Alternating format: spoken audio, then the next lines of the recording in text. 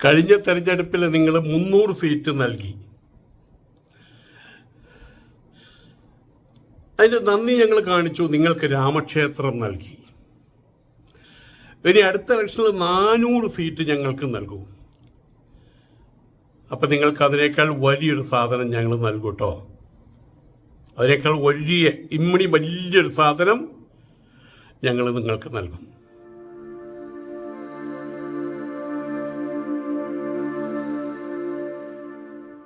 നമസ്കാരം.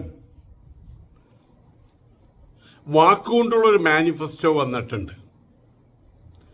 BJPയുടെ ദേശീയ വക്താവ് പറഞ്ഞതാണ്. അപ്പോൾ BJP പറഞ്ഞതാണ്, നിങ്ങൾ ഞങ്ങൾക്ക് 300 സീറ്റുകൾ നൽകി. കഴിഞ്ഞ ഇലക്ഷനിൽ നിങ്ങൾ ഞങ്ങൾക്ക് 300 സീറ്റുകൾ നൽകി. അപ്പോൾ ഞങ്ങൾ നിങ്ങൾക്ക് എന്താ തന്നത്? നിങ്ങൾക്ക് രാമക്ഷേത്രം തന്നു.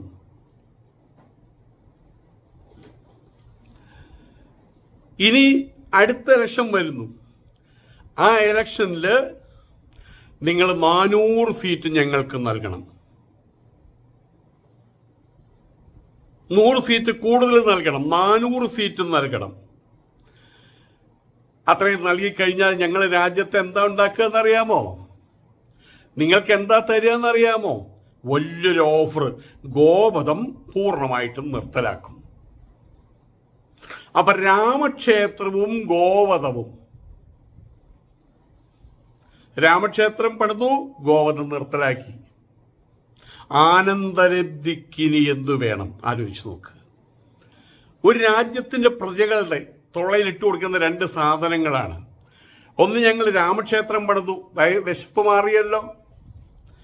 രണ്ടാമത്, ഞങ്ങൾ ഗോവധം നടപ്പാക്കും. ഇനി ഒട്ടും വിശപ്പുണ്ടാവില്ലല്ലോ. ഇത്രയല്ലേ നിങ്ങൾക്ക് വേണ്ടു? ദേശീയ വക്താവിന്റെ പ്രസ്താവനയാണത്. 300 സീറ്റ് നിങ്ങൾ നൽകിയ സമയത്ത് ഞങ്ങൾ നിങ്ങൾക്ക് നൽകിയ വാഗ്ദാനം രാമക്ഷേത്രം. ബാബറി മസ്ജിദ് പൊളിച്ചു കഴിഞ്ഞ് അതിന്റെ മേലെ രാമക്ഷേത്രം. അതാണല്ലോ നിങ്ങൾക്ക് വാഗ്ദാനം നൽകിയത്. നിങ്ങൾക്കത് മാത്രം മതിയല്ലോ ഹിന്ദുത്വവാദികൾക്ക്. അത് ഞങ്ങൾ നൽകി. 400 സീറ്റ് നൽകി കഴിഞ്ഞാൽ രാജ്യത്ത് ഗോവധം പൂർണ്ണമായിട്ടും നിർത്തലാക്കും. BJPയുടെ ദേശീയ വക്താവ്.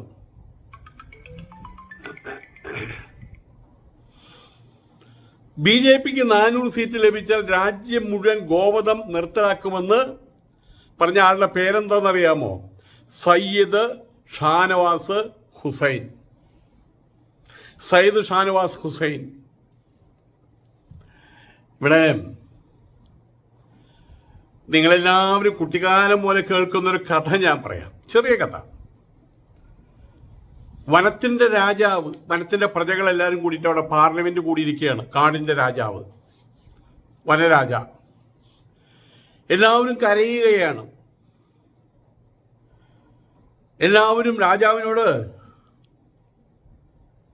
പരാതി പറഞ്ഞ് സങ്കടപ്പെടുകയാണ്. നമ്മളുടെ പ്രജകളെ ആളുകൾ വന്ന്, മനുഷ്യന്മാർ വന്ന് നശിപ്പിച്ചുകൊണ്ടിരിക്കുകയാണ്. അതായത് മരങ്ങൾ വെട്ടിക്കൊണ്ടിരിക്കുകയാണെന്നാണ്, കാട്ടിലെ മരങ്ങൾ.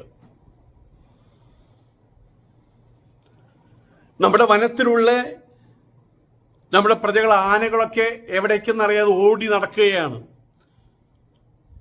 ഈ വരുന്ന മനുഷ്യന്മാർ ആനകളുടെ മേലെ ടയർ കത്തിച്ചിടുന്നു, അവരെ കല്ലെടുത്തെറിയുന്നു, അവരുടെ മേലെ പടകം പൊട്ടിച്ചെറിയുന്നു. ദേഷ്യം വന്ന ആനകൾ പലരെയും കൊല്ലുന്നു. കാടാകെ ഇളകിയിരിക്കുകയാണ്. ഇനി കാടിന് നിലനിൽപ്പുണ്ടാകുന്നു തോന്നുന്നില്ല പ്രഭോ. അദ്ദേഹം പറഞ്ഞു,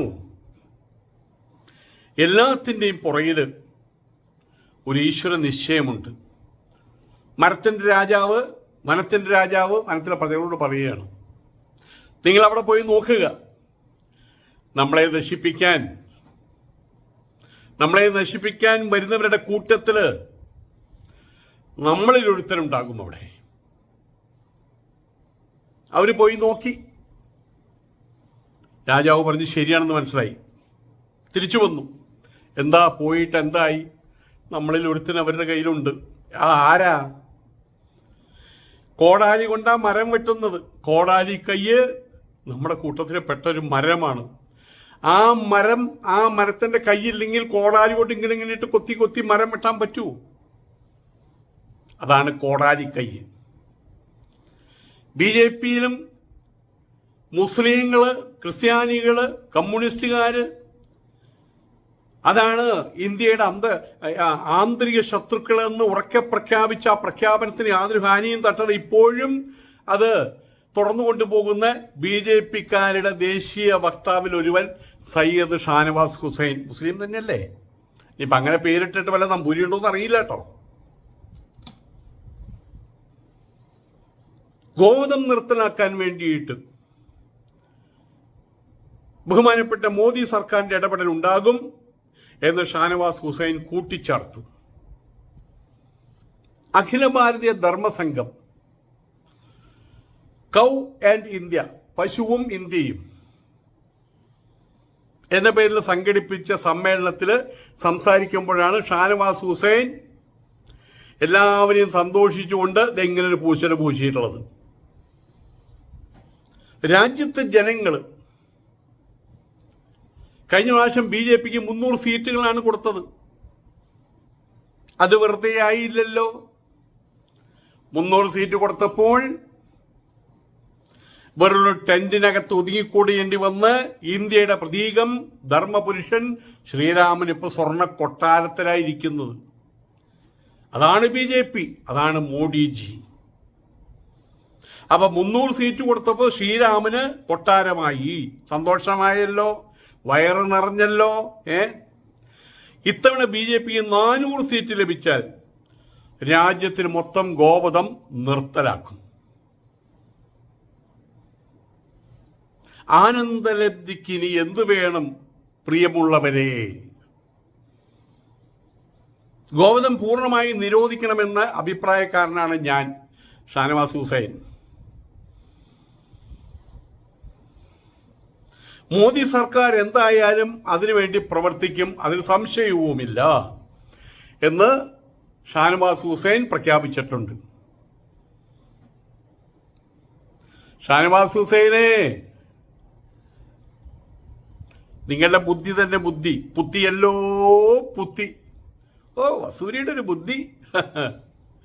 വക്താവിന്റെ സ്ഥാനത്ത് ഇതൊക്കെ മാർഗമുള്ള അവിടെ പറ്റിപ്പിടിച്ചിരിക്കാൻ വേണ്ടിയിട്ട്. അവിടെ ഡൽഹിയിൽ ഒരു ഓഫീസും കിട്ടും, ഒരു കാറും കിട്ടും, 2 പരിചാരകരെയും കിട്ടും. വെറുതെ എന്തിനൊരു വാക്ക് കളഞ്ഞ് മോഡിയെ ഒന്ന് വിഷമിപ്പിച്ചിട്ട് എന്തിനു വേണ്ടിയിട്ടാണ് തന്റെ സ്ഥാനം കളയുന്നത്? അങ്ങനെ ചിന്തിച്ചു ഷാനവാസ് ഹുസൈൻ. അതാണ് ഞാൻ പറഞ്ഞത്, പുത്തിയല്ലോ പുത്തി. അപ്പൊ മുസ്ലിങ്ങളുടെ കാര്യം, ഏത് മുസ്ലിങ്ങൾക്ക് അപ്പൊ വിഷമമുള്ളത്?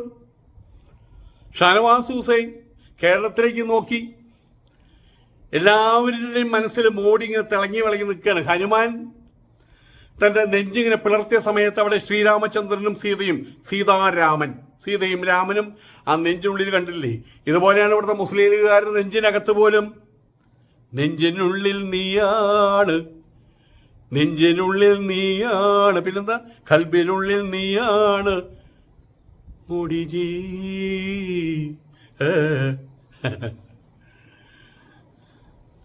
ഞാനീ പറയുന്നത് സത്യമാണ് കേട്ടോ. ഇപ്പൊ ഞാലിക്കുട്ടിയാണെങ്കിലും പാണക്കാടാണെങ്കിലും എല്ലാവരും അവരുടെ നെഞ്ചു പിളർത്തി കഴിഞ്ഞാൽ അതിന് കാണുന്നത് എന്താ? നെഞ്ചിനുള്ളിൽ. ആരാ ഞാൻ പറഞ്ഞ തെറ്റെന്ന് നിങ്ങൾ പറ. അല്ല, ഞാൻ പറഞ്ഞ തെറ്റല്ലേ നിങ്ങൾ കമന്റിൽ എഴുത്. നെഞ്ചിനുള്ളിൽ, കൽബിനുള്ളിൽ. ആരാ നിങ്ങൾ എഴുത്. ഹിന്ദുയിസം ഒരു മതമല്ല. ഇതൊക്കെ എത്ര കേട്ടിട്ടുള്ളതാണ്. അതൊക്കെ ഹിന്ദുയിസം ഒരു ജീവിത രീതിയാണ്. ഇത് തന്നെയാണ് ഇസ്ലാം ഒരു ജീവിത രീതിയാണ്. രാഷ്ട്രീയ പാർട്ടിയൊന്നുമല്ലല്ലോ, അല്ലെങ്കിൽ മിലിറ്ററി സംഘടനകളൊന്നും അല്ലല്ലോ. അതും ഒരു ജീവിത രീതിയാണ്. കാലാകാലങ്ങളായിട്ട് ഉരുത്തിരിഞ്ഞു വന്ന അല്ലാണ്ട് സുപ്രഭാതത്തിൽ 1400 വർഷങ്ങൾക്ക് മുമ്പ് ഒരു 10 ദിവസം കുറച്ച് ആൾക്കാർ കൂടിയിരുന്ന് ഒരു പുസ്തകത്തിൽ എഴുതിയുണ്ടാക്കിയതാണോ ഇസ്ലാം? അത് കാലകാലങ്ങളായിട്ട് കമ്മിങ് ഡൗൺ ഫ്രം സംവെയർ. അതുകൊണ്ടാണ് അള്ളാഹുവിന്റെ വചനങ്ങൾ എന്ന് പറയുന്നത് അപൗരുഷേയമാണ്, ഒരു വ്യക്തി എഴുതിയതല്ല. അപ്പം അതുകൊണ്ട് എല്ലാം ജീവിത ദർശനങ്ങൾ തന്നെയാണ്. ഹിന്ദുയിസം ഒരു മതമല്ല, കണ്ടുപിടിച്ചു ഷാനവാസ് ഹുസൈൻ. അയോധ്യയോടുള്ള തെറ്റായിട്ടുള്ള നിലപാട് ഇന്ത്യയിലെ മുസ്ലിങ്ങളുടെ അബദ്ധങ്ങളിൽ ഒന്നായിരുന്നു എന്നും മുൻ കേന്ദ്രമന്ത്രി അത്രേ അയാൾ പറഞ്ഞു. ബാബരി മസ്ജിദ് പൊളിച്ച സമയത്ത് നിങ്ങൾ എന്തിനാ കണ്ണു തുടച്ചത്? വലിയ തെറ്റാ. ഒരാളൊന്ന് ചള്ളക്കൊന്ന് വെച്ച് വരുന്ന സമയത്ത് അങ്ങനെയും പറയാൻ പാടില്ല. ഇന്ത്യയിലെ മുസ്ലിങ്ങൾ അങ്ങനെ പോലും പറയാൻ പാടില്ല. അങ്ങനെ പറഞ്ഞാൽ അത് പ്രതികരണമാണ്, പ്രതികരിച്ചതാണ്. അടിച്ചപ്പോ നീ അയ്യോ എന്ന് പറഞ്ഞോ, അപ്പൊ വീണ്ടും കിട്ടും. ഇവിടെ പറയുന്നു അയോധ്യയോടുള്ള തെറ്റായിട്ടുള്ള നിലപാട്. എന്താർത്ഥത്തിലാ പറയുന്നത് എനിക്കറിയില്ല കേട്ടോ. രാജ്യത്തെ മുസ്ലിങ്ങൾ 3 അബദ്ധങ്ങളാണ് കാലങ്ങളായിട്ട് കാഴ്ചവെച്ചിട്ടുള്ളത്. 3 അബദ്ധങ്ങൾ, 3 തെറ്റുകൾ, മിസ്റ്റേക്സ്. ഖിലാഫത്ത് പ്രസ്ഥാനത്തെ പിന്തുണച്ചതാണ് ഒന്നാമത്. ടർക്കിയിലുണ്ടായ ഖിലാഫത്ത് പ്രസ്ഥാനം, ആ പ്രസ്ഥാനത്തെ ഇന്ത്യയിലെ മുസ്ലിങ്ങൾ തുണച്ചു. ഖിലാഫത്ത് പ്രസ്ഥാനം കോൺഗ്രസിന്റെ ഒരു ഭാഗമായി കുറച്ചുകാൽ നിന്നു, പിന്നെ അല്ലാതെയുമായിട്ട് നിന്നു. വരയംകുന്നത്തൊക്കെയും അതിന്റെ ഭാഗത്തിൽപ്പെട്ട ആളാണ്. അപ്പൊ ഖിലാഫത്ത് പ്രസ്ഥാനം പിന്തുണച്ചു, അത് വലിയ തെറ്റായിപ്പോയി. വരയംകുന്നത്ത് അഹമ്മദ് ഹാജിക്കും ചെയ്ത് വലിയ തെറ്റാണെന്നപ്പോ ഈ പറയുന്നത്. രണ്ടാമത്, വിഭജന സമയത്ത് പാകിസ്ഥാനെ പിന്തുണച്ചു മുസ്ലിങ്ങൾ, അത് രണ്ടാമത്തെ തെറ്റ്. ഇതിന്റെയൊക്കെ അടിസ്ഥാനം എന്താണെന്ന് ആരെങ്കിലും ചോദിച്ചു കഴിഞ്ഞാൽ പുടവില്ലെന്ന് പറയും. കാരണം അങ്ങനെയൊക്കെ ഇത്രയേ ഉള്ളൂ. ഇപ്പൊ എല്ലായിടത്തും ആരാധനയാണത്, മോഡി പൂജയാണ് അവിടെ. ഹിന്ദുക്കൾ ഏതൊരു കല്ല് ചെത്തി കൊടുത്ത് അതിന്റെ മുമ്പിൽ ശംഭോ മഹാദേവ എന്ന് പൂജിക്കില്ലേ, അല്ലെങ്കിൽ മന്ത്രങ്ങൾ വെച്ച് പൂജിക്കില്ലേ? നിങ്ങൾ ഈ കല്ലിനെയാണ് പൂജിക്കുന്നത്. No no no no no no no, വിഗ്രഹത്തിലൂടെയാണ് പൂജ എന്നെങ്കിൽ പറഞ്ഞു കളയും. This is not idol worship. Please listen me. This is not idol worship. Through this idol you are worshipping. That is an ideal worship.